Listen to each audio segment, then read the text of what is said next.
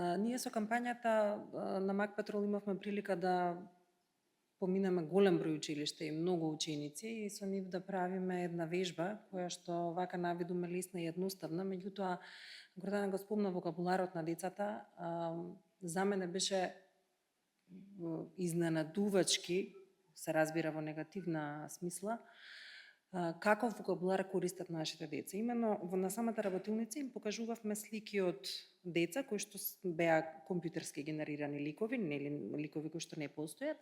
И во првиот наврат барав од децата да кажат кога некој друг би сакал да го навреди ова дете, кои зборови би му ги кажал.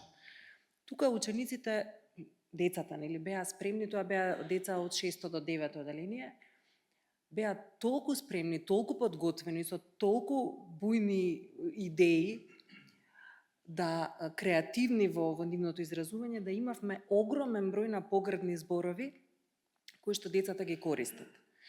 Во вториот наврат ги прашував што би му кажале на ова дете вие кога би сакале да го пофалите.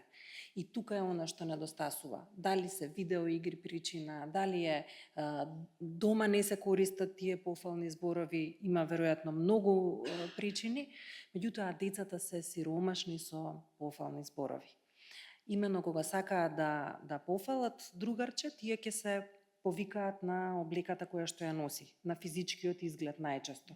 Пеглана коса, убав блузон и така натаму, меѓутоа ретко слушнавме многу си добра, многу си љубезен, емпатична си, ти си многу верна другарка, многу си педантна и така натаму.